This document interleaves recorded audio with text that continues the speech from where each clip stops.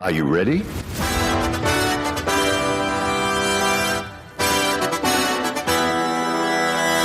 This is From the Backline, a soccer podcast from Vancouver, covering the game at home and abroad. Here are your hosts, Mark Daly and Jorge Mendoza. Hey everybody, welcome back to episode 289 of From the Backline. Today is, what is today? April 4th? It's not April 1st. I mean, that was a big joke a couple of days ago, but hey, we're still laughing, sort of, but not really.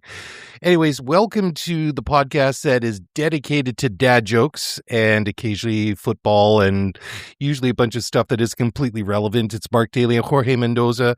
And bro, you look really worried now that you asked me to intro the show. It's just like, what is bro talking about here? It's just like, this is going sideways. We haven't even started the show yet, but maybe I'll give you a save. Why don't I toss it back to you and before it goes completely in the gutter here? Well, not the gutter, but it just goes off the rails.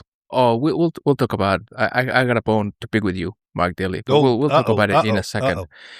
Before we move on to that, this past week has been the last of the World Cup qualifiers, and the 48 teams have been set. So I wanted to talk about the last results of those matches that basically rounded up the 48 teams that are going to be playing in the World Cup 2026 here in Canada, the US, and obviously Mexico. A few interesting results, Mark. So I think that the first one that we need to highlight is that the 16 UEFA spots have been decided, with 4 teams securing their berth to the World Cup, and that includes obviously Bosnia-Herzegovina, who defeated Italy, as well as Czechia, who led Denmark in the dust, as well as 2 more I have right here, Turkey and Sweden. They all made that. Sweden left Poland out of the World Cup, which is really too bad for Robert Lewandowski, which is that we're not going to be able to see him in his last World Cup. But I want to focus on a couple of results. The other 2 teams that made it into the World Cup is DR Congo, who defeated Jamaica, which is, I think, a little bit of a bummer that another CONCACAF team could have been in the World Cup and didn't, but kudos to DR Congo. And Iraq versus Bolivia, and Iraq nabbed that last, the 48th spot in the Intercontinental Playoff Finals in Mexico. Now, what are your overall thoughts on this? Well, so first of all, my overall thoughts is, since that we've got a World Cup of 48 teams, there's going to be 38 play-in rounds that started 6 months ago with teams that already qualified, and before we actually get to how many rounds do we have to play before we get to the round of 16? 16 rounds? Is that what the round of 16 is to get down to it? It's going to be longer than the NHL playoffs. It seems like that, right? I mean, it's pretty cool, though, right? I mean, this expanded format, but there's some shocking results in here. Italy, there's now going to be an entire generation of Italians that will grow up saying that they've never seen their national team go to the World Cup. Will there even be the Azzurri after this? I was going to say Tifosi, but that's Formula One, that's Ferrari. But the Azzurri, I mean, there's going to be an entire generation that will have never seen their team play for the World Cup, which just it blows my mind. The Sweden result is an interesting one because Poland was the only team to take points off of Holland during qualifying. So Orania, I had the results here in front of me earlier. Yeah, so they won 6 games in their group, drew 2. So they had a goal differential plus 23. Poland finished second in that group. And then, they're, like you say, they're not going to go to the World Cup. A shame for I was going to say Robin Lewandowski, but it'll be a shame because, I mean, he has been an amazing player for so many years, and we will likely not see him again at the World Cup. Turkey is going to the World Cup for the first time in a quarter century. The last time they were there was in 2002, so they got there with the win over Kosovo. Czech Republic, like you say, they advanced over after beating Denmark. I don't know if I'm just stuck in the 80s or the 90s when Denmark was a pretty strong team within UEFA. So that's kind of an interesting one. But then Iraq beating Bolivia, that's an interesting result. And like I say, or like you said, it's a shame that, Jamaica lost to the Democratic Republic of Congo in Guadalajara to, miss out on the World Cup this year. But, it'll be interesting. I mean, there's going to be a lot of countries that we've never really seen before on the big stage. And I think that for anyone, I mean, when your team isn't playing, there's going to be so much football to watch, this summer. It's going to be awesome. I have a confession to make. Okay, confess. There is an element of satisfaction that I get from Italy not making the World Cup. It's the third one in a row. I am so glad you said that, because I thought you were going to take a poke at Holland, which, you'll probably get your chance. There. Yeah. We'll get there. You'll get your chance probably pretty quick in the tournament. But I get a small degree of satisfaction on Italy not making the World Cup. And listen, I'm not proud of it. I don't feel good about this, but I've been thinking about why. And I think that there's a couple of reasons. One is I think it's a bit of the David and Goliath story. They were going against Bosnia and Herzegovina, and we all have seen the clip where the Italians were pretty happy that they had to face Bosnia because they felt that it was going to be an easy walk in the park to make it into the World Cup, which obviously ended up not being the case. But I can't avoid thinking that a World Cup without the league feels a little incomplete. At the end of the day, they are 4-time champions. And like you said, so many legendary players have come from that nation. And the fact that they haven't been able to bring up a new generation of superstars like they did in the past is really sad. But I think that the saddest part of this, Mark, is not that Italy is going to miss out on being in Canada, US, and Mexico 2026. It is that it's becoming commonplace. We're getting used to that, right? Like the last time Italy was at a World Cup was in Brazil in 2014, and they didn't do well at all, right? So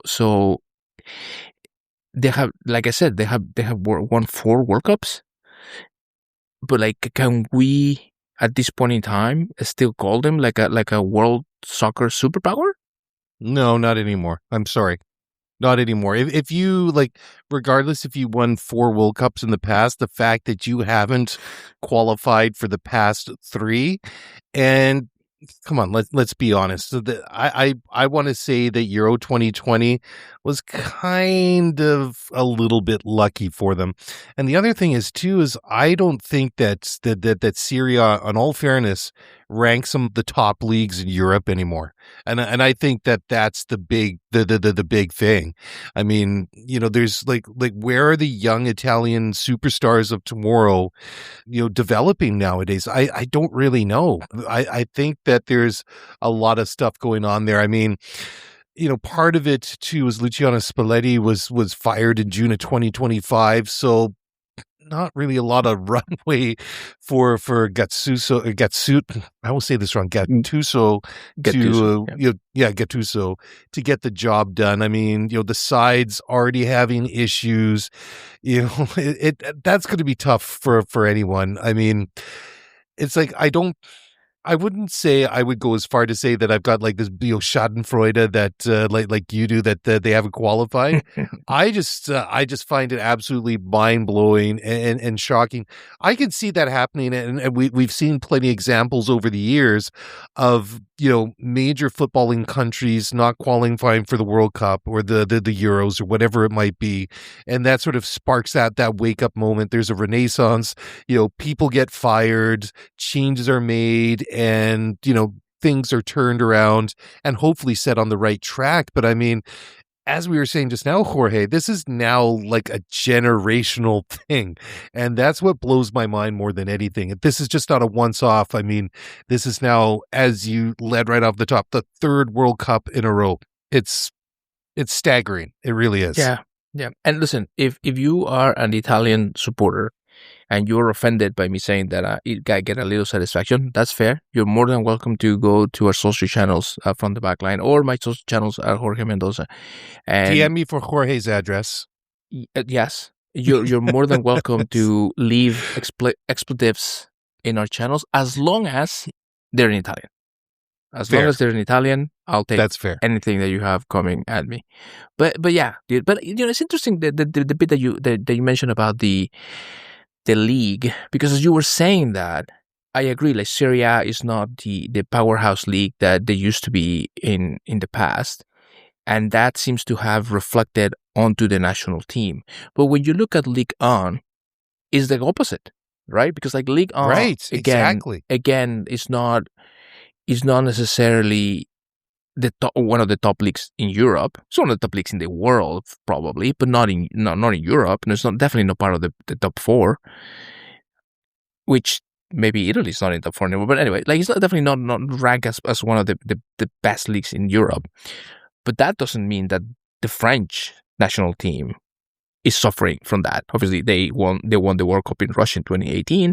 They made the final in Qatar in 2022, and they're still one of the favorites to win, right? But like, I think that it all comes down to the production of players from the youth level and the talent that is being sort of cultivated by that. I think also, and I might be talking a little bit out of turn here because I'm not have like a full knowledge of but hey, when has that stopped me in the past to give opinions? Like, I think that maybe the fact that France also embraces players coming from like colony nations, and not necessarily, players who grew up or like quote unquote French, and they're more than willing to, like, hey, you have some French roots, come in, and you're good enough, like, we'll make. I'm not sure if Italy is as welcoming on that sense. Maybe that's another way to bolster your team if your league is not kind of like doing the best. Like we saw that with Morocco, right? As well, to a certain extent with Canada as well, the Canadian men's national team. Yeah. 100%. Yeah. 100%. Dude, as you were talking here, I just I Googled it. I just wanted to find out. You were not listening to me? Were you Googling while I was talking? You were not listening to what I was saying. Huh? What? Okay, so you were talking about your dog. Got it. Anyways, I just pulled up like UEFA's rankings for the top 5 leagues in Europe. Okay, so I'm going to read this off. You're going to be, that's so incorrect, and then I'll explain UEFA's logic here. So number 1, I think, is undisputed. I think we'll both agree with UEFA on this one. English Premier League, number 1. Fair. First out of 5. Second one, Serie A, according to UEFA. Number 3, La Liga. Number 4, Bundesliga. And then finally, 5 out of 5 is League. Okay. So now here's the qualifier on this one. So this is all based on European competitions over the last 5 years, which, this coefficient, as they call it, what they call it, is based on how the clubs from each respective country have done in European competitions. So some of the Serie A teams have done a little bit better than, say, La Liga, Bundesliga, and Liga. But I think in reality, we're going to flip that around. I think that obviously out of the top 5, Serie A is going to go to the bottom of that list. I don't know. I think we'd have to look even further and see, where did they even rank in the top team? Because I'm definitely not ranking Serie A in front of La Liga, the Bundesliga. Maybe league. I don't know. I mean, I think there's a conversation to be had there, but it's interesting because that's kind of like, if you look at UEFA's like numbers and their ranking system, that paints a completely different picture, which I don't think is completely obvious or completely accurate for all the reasons that you and I were just discussing over the last number of minutes. Anyways, I just thought I just kind of throw it in there. I thought it was I just sort of pulled it up, and then I was just like, okay, we should talk about this because that's just not right. Interesting. Yeah. Well, either way, no Italians coming on this side of the Atlantic this summer around. The ghost of Roberto Baggio's ponytail is spinning in its grave tonight. Yeah. It's a bummer. Speaking of international football. Okay. And bummers. Yeah, to be honest. Okay.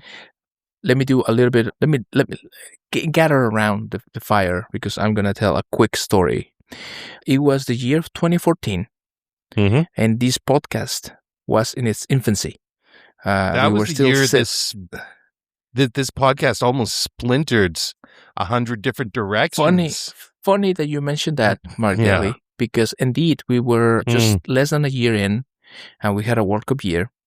And for those who don't know, your family and your heritage is from the Netherlands, and mine is obviously from Mexico.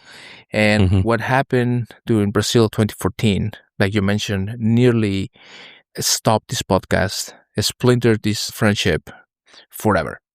If you remember, in 2014, it was indeed the Dutch who eliminated Mexico from Brazil 2014, thanks to a shambolic and shameful dive perpetrated by that bold, sinister actor in world football, also known as Arjen Robben.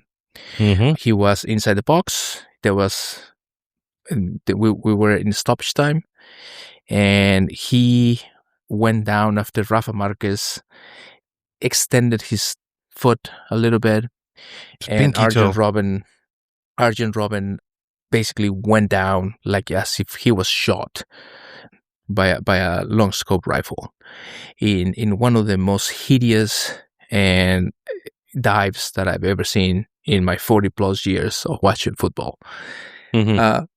Immediately, you're that old? Oh my God! A movement, also known as no era penal, like it wasn't a penalty, sparked, which has stayed on to this day. And since that day, Mark Daly, there's every year I take an opportunity to remind you of that shameful, shameful day in Netherlands history. I don't know if you know the latest development on this story, Mark, because out of the woodwork, a player who was on the pitch on that day has come out and bring some clarity to the whole situation. Okay. Wesley Sneijder, not a Mexican. I was almost going to say, was it Wesley Sneijder? And that's Wesley exactly Sneijder. what, okay, yep.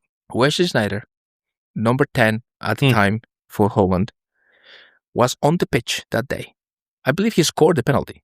I think he did, yeah. He was playing a game in my neighbor Mexico, and inevitably, the media approached him about no era penal, something that happened obviously 12 years ago.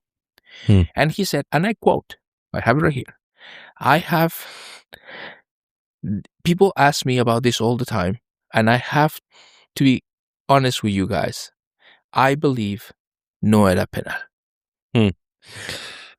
What do you have to say about this, Mark? I totally agree with him. And I think I said that to you that very day, because if I'm not mistaken, I think you and I watched that match with Tyler Green at a cafe or somewhere downtown. And so there was two reasons why he did that. Number one, I totally agree with you and Wesley that wasn't a penalty. I'll take it because if ultimately for Holland, they won the game, but it wasn't a penalty. Number two, I agreed with you on that day and time because I think you were actually my ride home, and I didn't want to have to take public transport that day because I was just kind of being lazy. But yeah, no, it was for a Dutch fan, honestly, for me, it was an embarrassing moment. It just was not good sportsmanship. But I mean, that was the thing with Arjen Robben. Like, he was like, even though he played for the Nederlandse elftal and club football, he never really played for a club that I was supported. He never played. Well, anyways, it just wasn't good sportsmanship, and it just was not a good look. And I can completely understand why the Mexican fans, why you were so upset. The other thing I learned from that incident that, just keeps, reminding me about this constantly, even 12 years later, is how long memories you Mexicans have. It's really quite impressive. It's just it's just, so I'm never going to try and hide anything from you because I know that with your Mexican memory, you will never forget. and you will remind me years and years ago after. I mean, I don't remember what I had for lunch, so it's not a fair fight to begin with. I appreciate your comments. I appreciate your attrition. I think that after 12 years, I have demonstrated that I am ultimately the bigger man, because we have here we are 12 years later, despite that incident. And I accept your apology. And like you say, I will forgive. I won't forget, but I will forgive you and your country. That's fair. From here on out. Excellent. That was cathartic. I like that. It was a weight that I had been. I was just going to say that off my shoulders. It looks like there's a new sense of serenity and peace, like just sort of descending around your location or presence, whatever you want to call it. That's right. All right. Well, since we are in World Cup mode, if we're talking about the World Cup coming up, there have been some changes to the rules of the game that are going to be coming in, and they're going to kick off during the 2026 World Cup, which, in fairness, if you're an MLS fan, as if you're listening to this podcast, you probably are, they're not going to be strange to you, because MLS have done at least some of them over the last couple of years, but now they're going to be expanded and applied at the world stage. So, key rule changes for 2026 World Cup. I would love to hear your thoughts. Let's go one by one, and then you can let me know what you think of them. Number one, substitutions is the 10-second rule.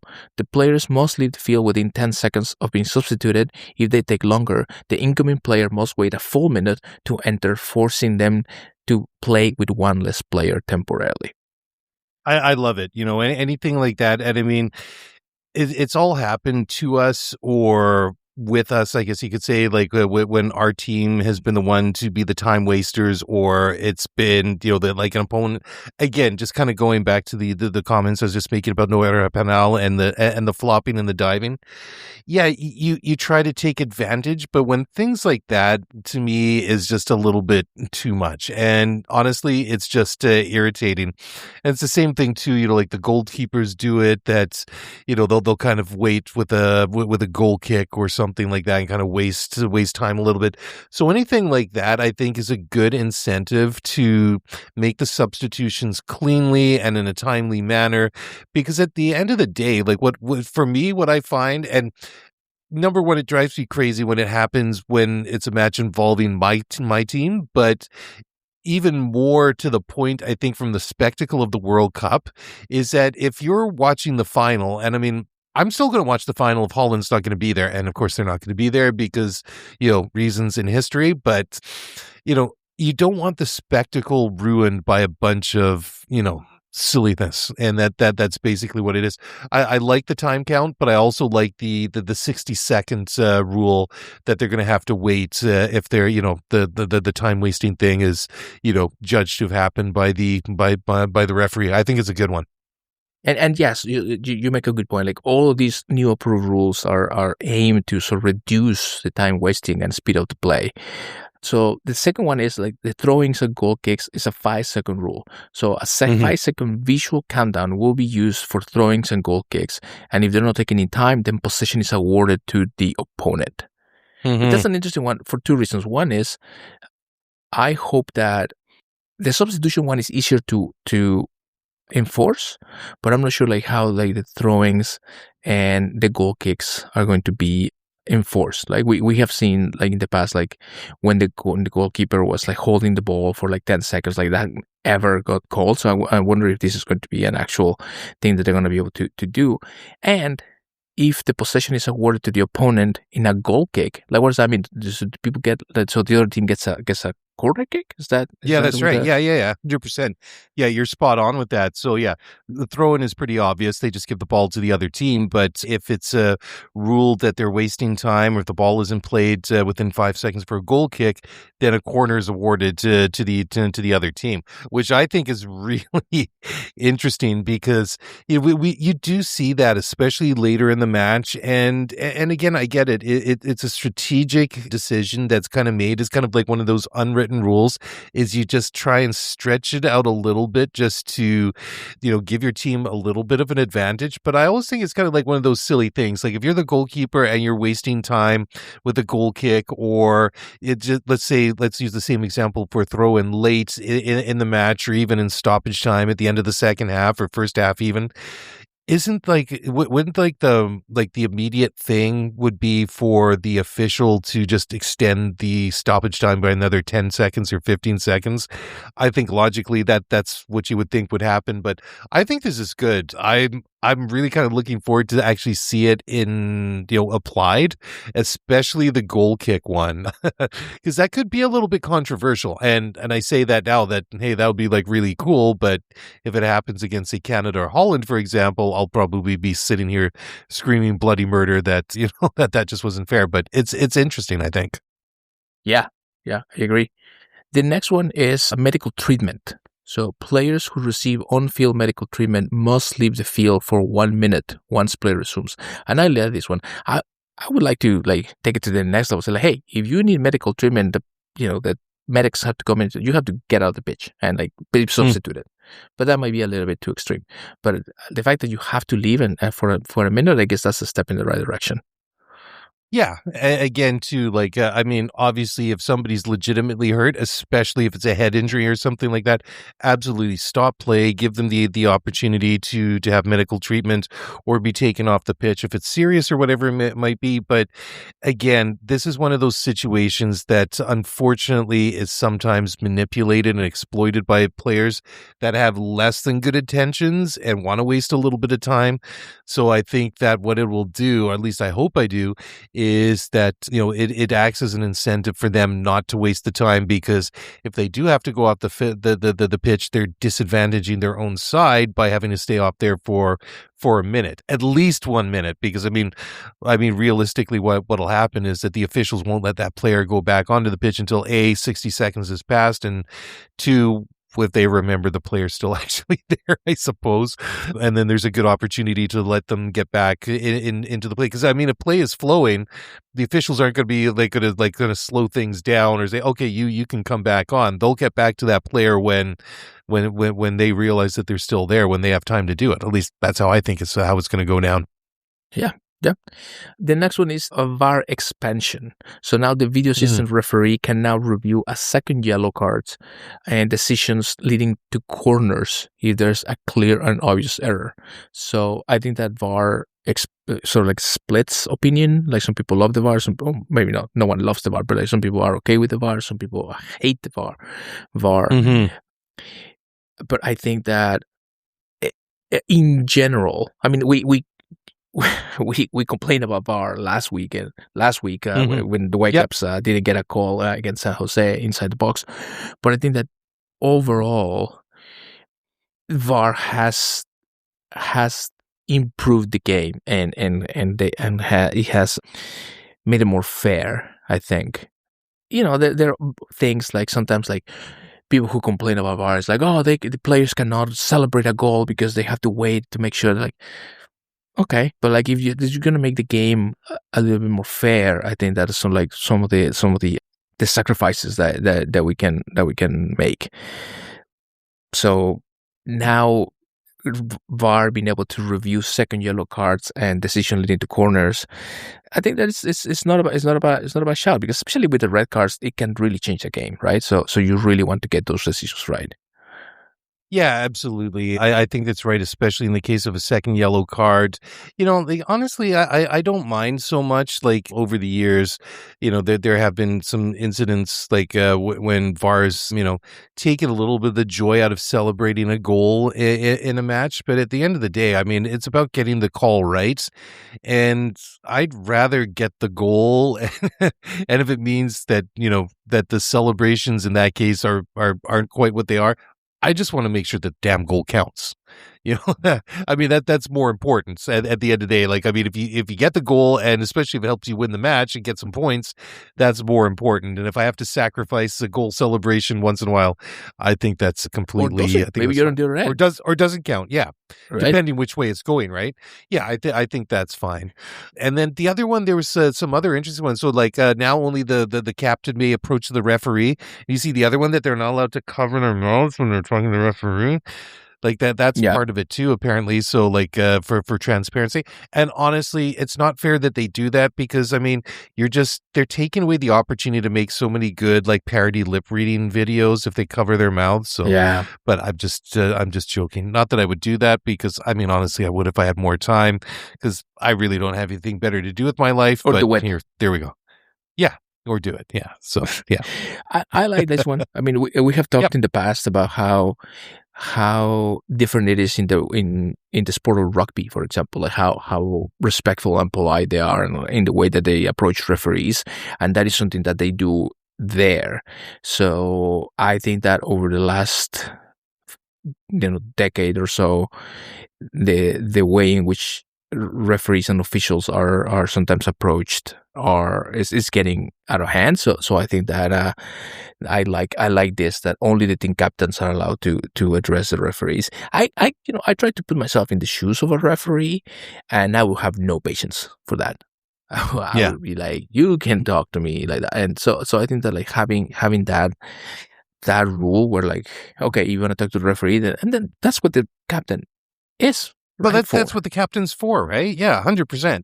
I mean, I totally get it. It's why, like, especially if something controversial happens. But I mean, if I was a referee, and God bless those people that actually want to do that job, especially at the lower levels, like at grassroots football, because that they're just putting up with a ton of crap, and they're probably not getting paid a lot, if anything at all.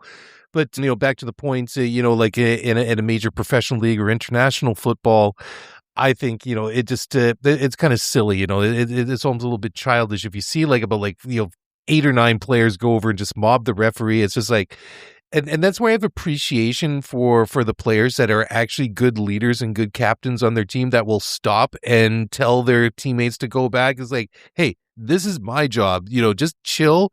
Let me go and handle this. But yeah, I think I like that one too. Yeah. So those are the rules that will be going into the World Cup. It will be interesting to see them at that stage. Obviously, for us who have followed MLS, we have also seen them over the last couple of years, and I think that they have made a positive impact. In my view, especially like the ones for like, okay, you have to have 10 seconds to leave the pitch, and you can like drag it out and things like that. I like the one of the medical assistants when you come in, you have to get out, and I think that has also curtailed a little bit of like the time wasting and the rolling around and things like that. So I think that they're positive. They're positive steps in the right direction in that sense. There is one more change to the rules that didn't make the World Cup, Mark, but that is being trialed now at a professional level. It has been trialed in a couple of tournaments over the last couple of years, but now it's being trialed and looked at very close to home, because the Canadian Premier League are going to be trialing what is called the Arsene Wenger's offside rule. And basically, this rule dictates that an attacker is only offside if their entire body is ahead of the second to last defender, rather than just part of it. And I don't know how you feel about this, but I absolutely love this rule. Love it. Yeah, the one thing I really get irritated with, especially watching like English Premier League, is that there's so many of these marginal offside decisions that are like given that disallows a goal or something like that, and then when they show like what part of the player's body is offside, it's literally like 3 inches of their hip or their toe or like their right eyebrow or something, like their pinky finger.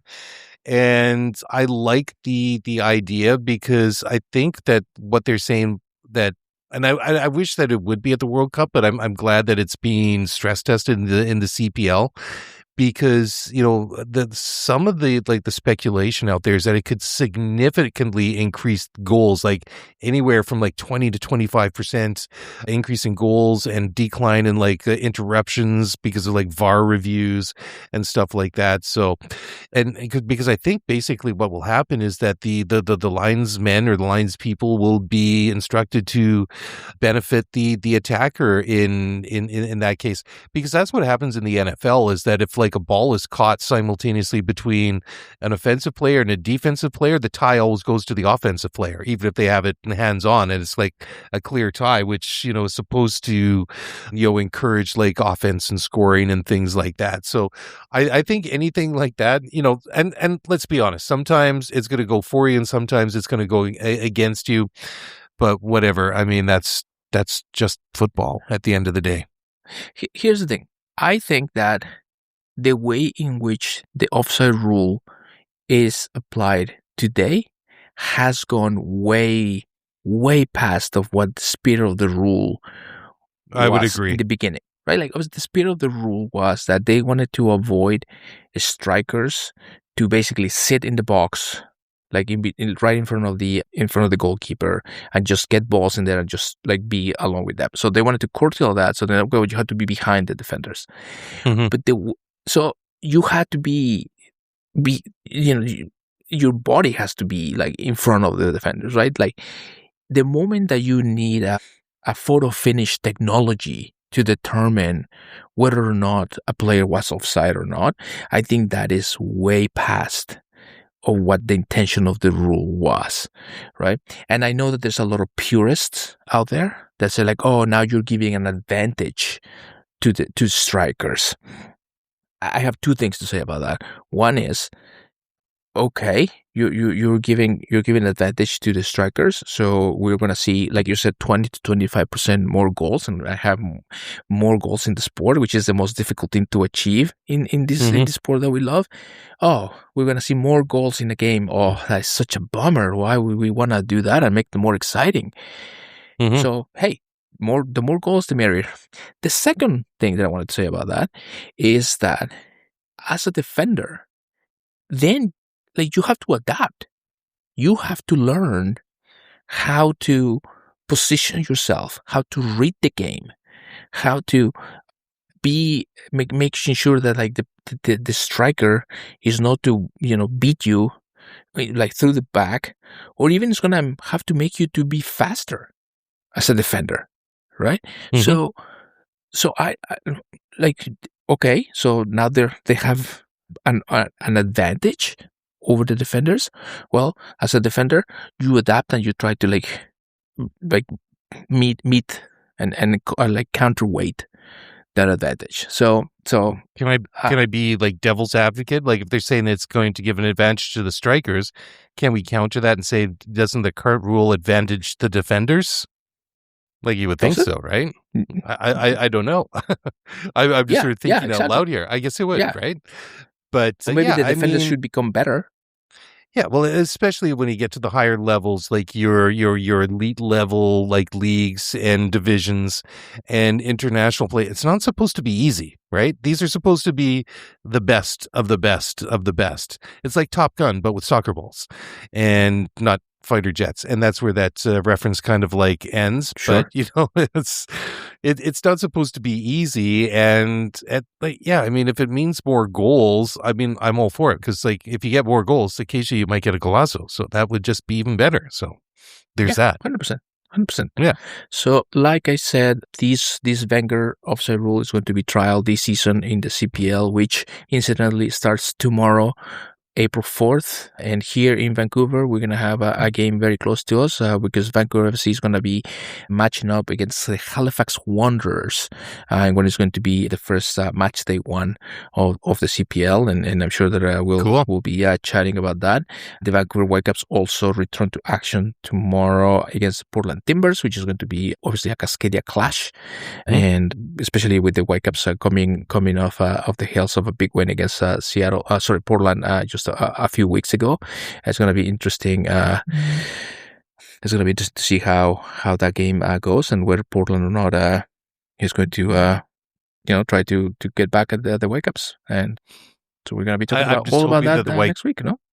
Exactly. As long as the Whitecaps win by about 6 or 7 goals, I'll be happy, because when it comes to like a derby match like that, like, you not only want your club to win, but they need to win big. Like, it needs to be psychologically devastating for Portland. I mean, if they don't hop back on the bus to drive back down to Portland, all like crying and with their safety blankets and teddy bears, the goal margin was not big enough in the thrashing that they got, from the Whitecaps. So that's how I'm hoping how it works out. But I mean, if they just do enough to win and it's still only by 1 goal, I'm good with that too.